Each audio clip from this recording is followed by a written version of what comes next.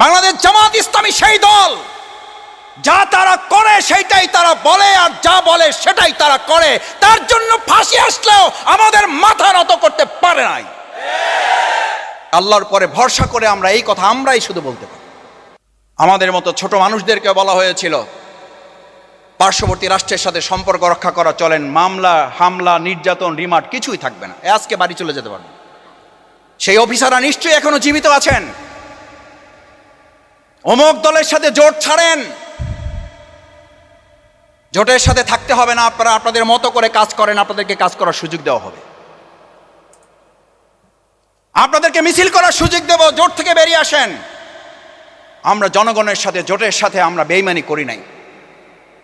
আমরা রিমান্ড নির্যাতন নিপীড়ন সহ্য করেছি, কারাগারের জুলুমের পর জুলুমের শিকার হয়েছি। আমাদের সামনে দিয়ে, আমার সামনে দিয়ে আমি বের হয়ে সাংবাদিক বৃন্দকে জিজ্ঞেস করেছিলাম, আমি কোর্টে গিয়ে আমার সাংবাদিক ভাইদের কাছে অনুনয় বিনয়ের সাথে জানতে চেয়েছিলাম, তখন আমার ভাইয়েরা আচ্ছা বলতে পারেন আমি শফিকুল ইসলাম মাসুদ তখন ঢাকা মহানগরীর কেবলমাত্র সহকারী সেক্রেটারি হয়েছি, কেবল সহকারী সেক্রেটারি হয়েছি।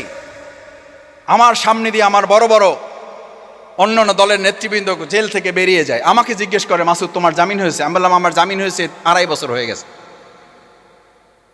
কয় বছর? 2.5 বছর হয়ে গেছে।